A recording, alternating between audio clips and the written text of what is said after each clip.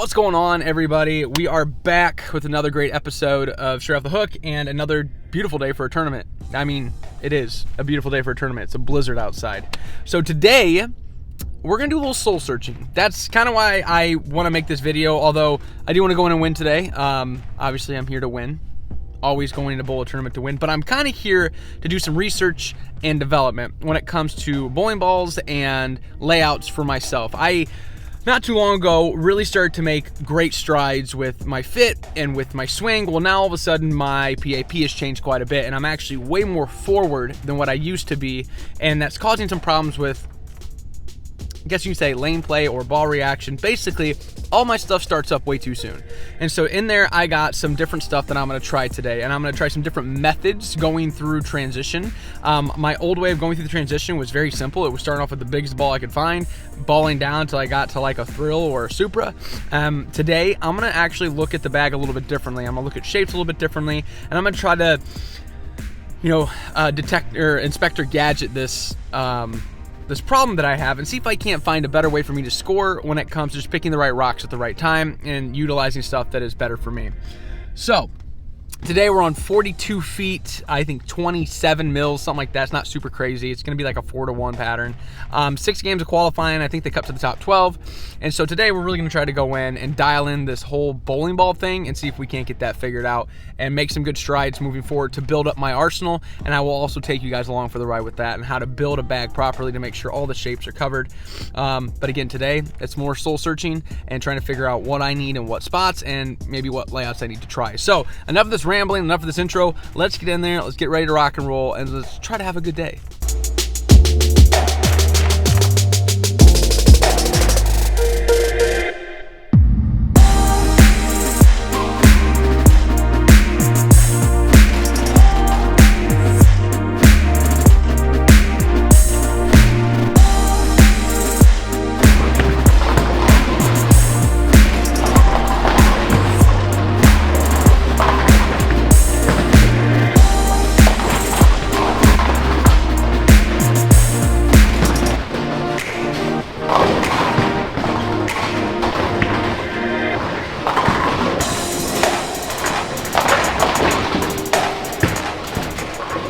All right, y'all, we're about to get going, and I'm just to let you guys know my father's filming today, and so hopefully we can get some pretty good content. I think he'll do pretty well, but he's going to be here taking some clips for me. I'm going to try to talk through the day as we progress. We're starting with the tank combat, or I'm sorry, trying with the shadow tank. This place is hooked so much, like even at Venom Shock, I was at the arrows, I was left of 20, so like, this is going to be one of those days where I'm really going to have to focus on getting the ball to do the right thing because I'm going to get pushed left really quickly. So we're going to start with shadow tanks, progress left from there, try to keep it in front of us for a little while until we get more definition. And then I got some good rocks. I got the Nebulas, Supra, Thrill, Evokes, stuff like that we can really look to get into. And I got a Forge out there. So going to be a good day. Going to go out and focus and execute and hopefully make the best of the day and see what we can learn.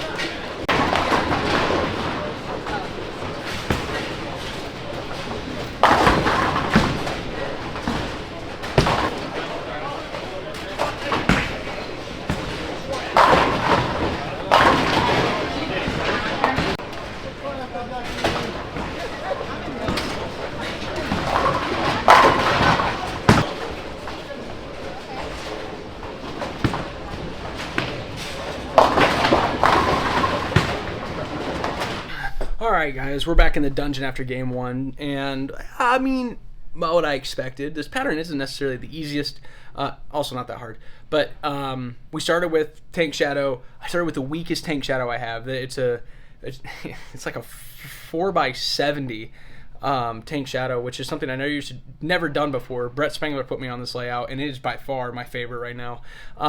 Threw it great. I had one shot where I almost fell over, just slipped on the approach, and then I got tapped in the 10th frame, wrap 10, great shot. So we shot 230 game one.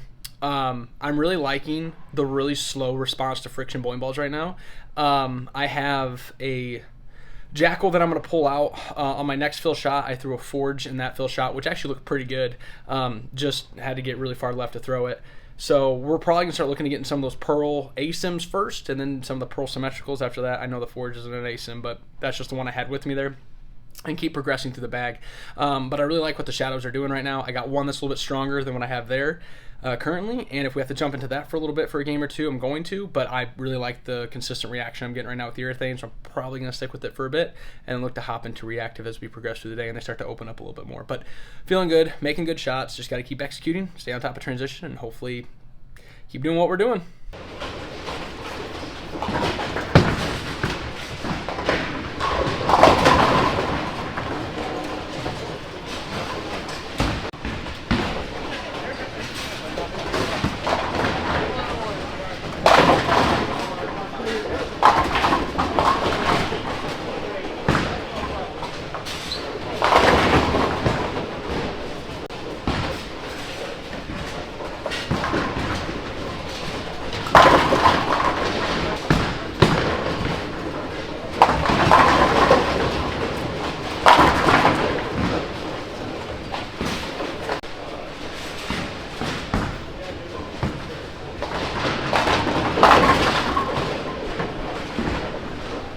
All right, well, after game two, we're 50 over, but it should have been a lot more. I got absolutely tapped so hard in the 10 frame that last game, just an absolute ripper 7-pin.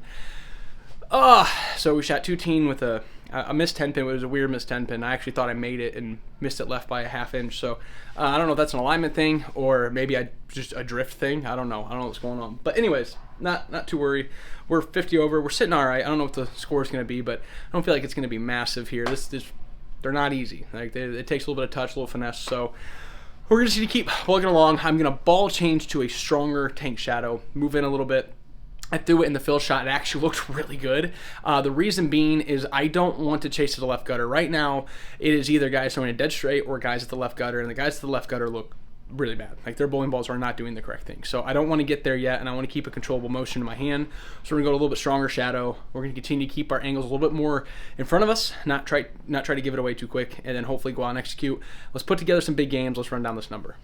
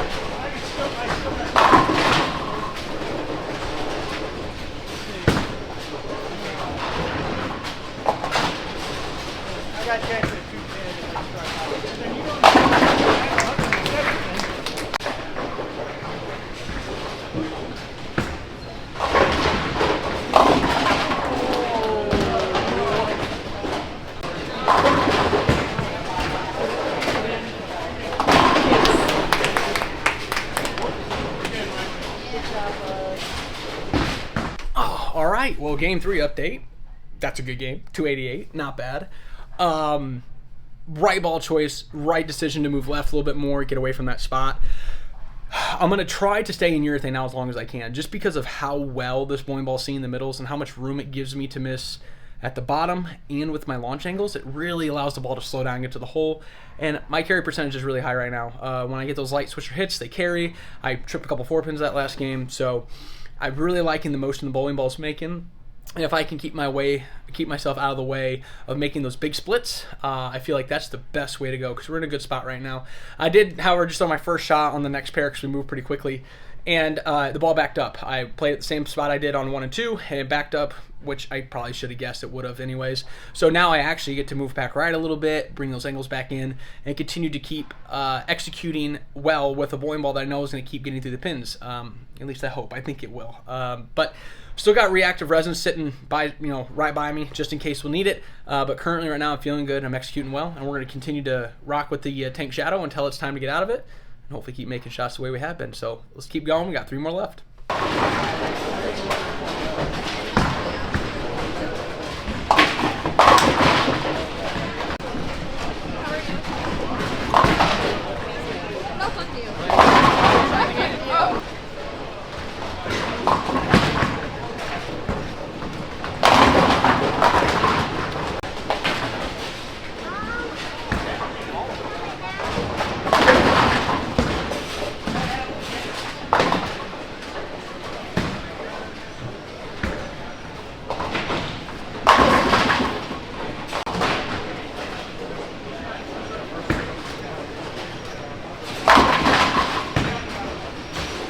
All right, well, instead of this being a video that I thought would be going through a whole bunch of different bowling balls and talking through motions and stuff like that, this has kind of turned into one of those tournaments that is like, if they give you lemons, you make lemonade. I'm still going to stay in the shadow going into game 5 here. The reason being, I'm locked in for at least 220 every game. My bowling ball right now does the right thing. I get it right, it hooks, it strikes. I get it left, it either wrap 10s or 4 pins. If I get it anywhere in the middle and I throw it good, it's going to strike. Like, just in the right ball, doing the right thing.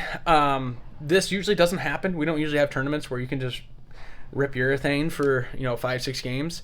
It does happen sometimes on the regional tour. You'll see it, like Bluffton this year. It definitely happened. However, this is an anomaly, but we're still going to run with it.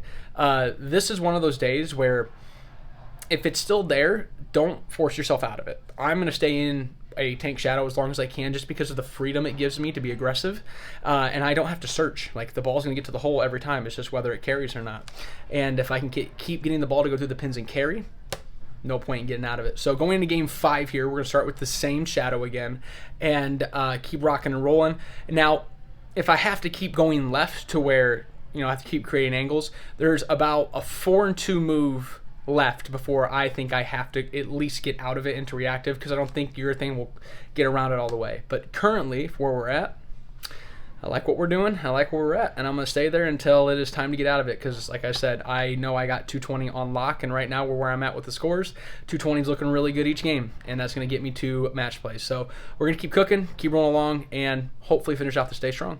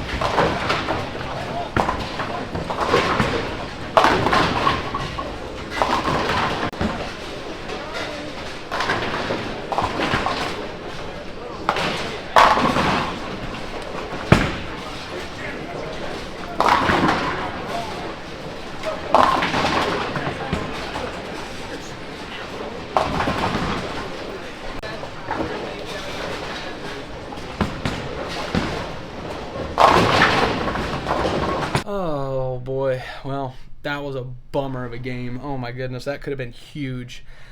Stuff 8, I know you guys saw that one. And then my right lane just had this huge hook spot in it. And I kept trying to nudge away from it, kept hooking. And finally I just made the commitment to the big move, the big adjustment, and just commit to making the shot. Label it in the 10th frame, backed up and it 2-pinned. So that's obviously a sign that it's probably time to get out of urethane. However, on my fill shot, I threw the new Jackal Apex, or Apex Jackal, and it wiggled so hard down lane. So now I'm like, what in the heck do I even throw? Because, like I said, I'm locked in for 220, right? I had a bad break in there. I missed a spare, which I'm still upset about, and I shot 220 with just the back half of that game falling apart. So I'm in the number right now. It was 3rd after 4. Do I really risk giving away, the 2-0 to 220 that's going to lock me in easy? Or do I try to pursue a number, try to run down the leader? Because the leader gets an automatic bye to the title match. And I thought that game I was going to catch him. However, it didn't work out that way. I'm going to gain, he was up like 70 on me, and I'm going to gain at least 20. However, the person right between us and the leader, person second, is probably going to shoot a number. They're in a much lower division class, so they go off a 165, but they're going to shoot a number that's going to be north of 200. So catching them is going to be hard now. So we're sitting at 191 or 190 something. Oh, a little frying out right now, but after that game, that could have been an absolutely huge number. Just that right lane just bit me twice. Stuffed 8, made a move off of it, thinking that I could get it through a little bit better, and then it went through the face, missed a spare, and then made a great move, great adjustment in the 10th frame, just didn't hook. But hey, that's bowling. That's why the guys on tour are so good, is because they're able to figure those things out and then strike when they need to. I know I can get back there again. I know probably should have at least tempoed down just a smidge on that first shot in the 10th. It probably was a bit gassed, but little frustrated. So I'm gonna quit ranting because we still got one game left. You never know, big game here could pop off for 300 and maybe run down that leader. The first shot's going to be with urethane. However, I do got some balls on standby that I might switch to, and we'll see where we go from there. But a little bummed after that game. Started off hot. Thought we were going to put up a big number. Just sometimes it doesn't work out that way. But we're good. We're recovered. Let's go out, execute one more game, see where we end up.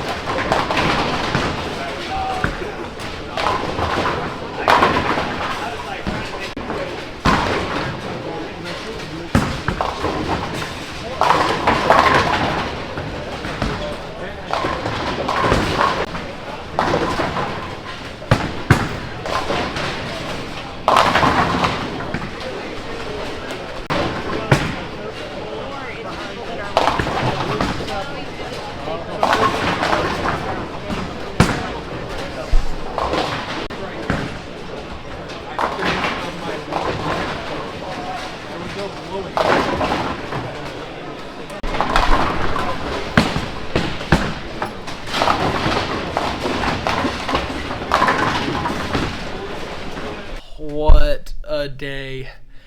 Man, like I said, not what I expected, but we definitely took lemons and turned it into lemonade today. I didn't come in thinking that I'd be throwing a tank shadow all day long, but we made of it what we did. We had a really good day, got to 251 over, popping off 250 that last game was pretty cool. It was a great way to finish, and we actually qualified second, so we get a 2-round bye. They took 12 to match play. We get a 2-round bye, and so I'm guaranteed top 5, which really cool. But still got some work to do. I'm gonna go out and I'm gonna take some shapes out here for match play. Obviously, what happened today is an anomaly. This usually doesn't happen. We don't get this lucky to where we can just throw tank shadows all day long, especially inside 4th arrow where it continues to go through the pins. That's just wild. But we got to be a little more aggressive now in match play. It's 1-game matches. You're gonna have to go out and execute, make good shots, but you're also gonna need to carry. And so just because of the dynamics of a urethane ball and a reactive resin ball, we can create more energy through the pins with reactive resin, and so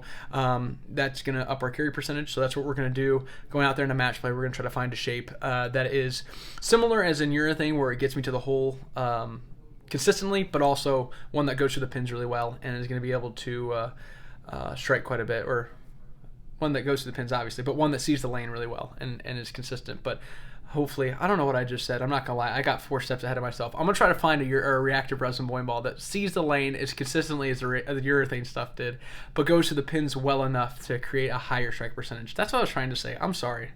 A little scatterbrained right now because I'm literally looking at my bag trying to figure out what I want to take out. This may be one of the tougher tournaments for me to win.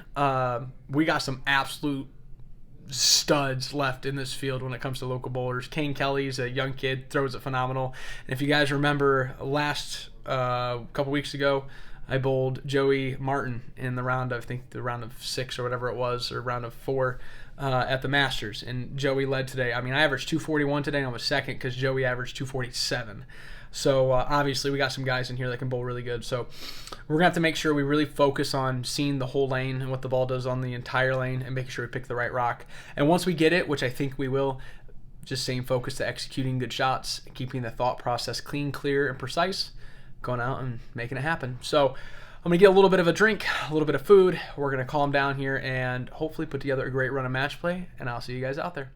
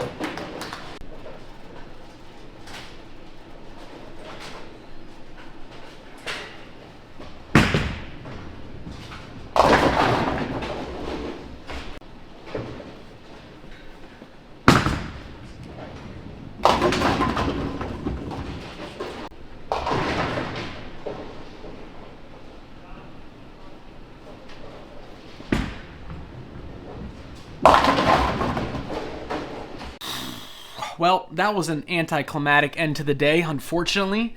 Let's talk about it, though, because that's what I want this video to be. I want to talk through the lane play, the strategy, what to look for, and in days like today when it just doesn't make sense, I kind of want to talk through this and maybe help you guys understand that sometimes it's not you. So today I bowled great all day long. Physical game was phenomenal. All the things I've been working on with setup and with feel, although they're not perfect, they definitely were much more executed, they were executed at a higher rate now than they were before, which is what we're looking for, right? Constant progression when it comes to the physical game and to the feels was great. I still have tape on my hand. Don't laugh at me. When it came to ball motion lane play, like I said, this was a unicorn day. Nothing made sense, okay? I was in urethane for 6 full games, and actually, my last game, it looked pretty good. So when we go and sit down and we're getting ready for match play, in my mind, I'm already getting away from urethane. I'm thinking I'm going to move into reactive resin. We're going to open up the lane. We're going to go for broke. Kind of what I told you guys there in that mid-round or between match play and qualifying little snippet I gave you guys. Yeah, I was going to look to move in, open up the lanes, and try to just absolutely whack them. Here's the problem. Sometimes a game plan is only good until you get punched in the face. I think Mike Tyson said that or something like that. And that's exactly what happened in my match. Everything I did not work. And I mean absolutely everything. I got 2 shadow balls. We call them shadow balls. I got 2 practice balls on each lane. And I threw a Nebula and a Venom Shock because down on my practice pairs, I was getting ready for this match. Those are the 2 best looks I had. And they actually looked really good. As a matter of fact, the last 5 minutes of my practice, I didn't miss. And so I'm thinking in my head, if this is the shape I'm going to have down there, we're going to be in really good shape. Unfortunately, that wasn't the look I had. As a matter of fact, the look I had on that pair was mind-boggling to me because every time I would try to get the ball up the lane, it would hook before it'd get to the arrows, and every time I'd shoot it through it, thinking that I'm going to create more motion down lane, it would never seat off the spot. So I got in this trapped position where I couldn't slow it down, all right, to try to get it off of it because it hooked too soon, and I couldn't throw it through it because if I threw it through the spot, it would never hook. And so I ended up losing to Mike Hartman. Unfortunately, I just couldn't get a rock in my hand. Like I said, 4 bowling balls. Nothing did anything correct. And so I came back and I sat down and I thought, the only thing that would have made any sense was 2 things. And we're going to talk through these. I could have, A, taken the Venom Shock because it is a more earlier bowling ball. So it's a more blended shape, not one that's as clean as quick. And I could have moved another 5 left, and I could have gone delta over the gutter cap, slowed it way down, and just tried to open up the entire lane. That was one option. The other option, which is to go back to urethane, which is what I think I should have done. Because the way the reactive resin bowling balls were looking when they're trying to get off the spot, it was so inconsistent, which still blows my mind that I could have stayed in urethane for another game or 2. That just is absolutely absurd to me. But the reason I am making this video and the reason that I am kind of making this a big deal is to help you guys understand. Some tournaments, lane play just doesn't make sense. It just works out that way. It may be the type of oil they use, the topography on the lane, who crosses on those pairs, and it just all comes into effect to make the tournament what it is. So don't get too bent out of shape when things don't work out the way you think they should, or actually how they should. Because today, nothing made sense for what I did. With that being said, it was a great day. I went in and I learned some things. I worked on the feel. I worked on the execution. Obviously, we made some great shots when we needed to. Still some things I wish I could sharpen up on. And obviously, I need to get a little bit sharper when seeing the lane because in that match, looking back now, it was a blatant red flag that what I was doing was not working. And I should have done either one extreme or the other. And well, next time I'll be better prepared. That's why we do these, that's why we learn, and that's why we continue to progress forward to be the best we possibly can. So I hope you guys enjoyed this. I love doing these, and hopefully I can get to some more tournaments, create some more content to help you guys learn, and I don't know, I enjoy competing, so hopefully I can go compete more. So I hope you guys like this. Keep everything straight off the hook, and I will see you guys next time.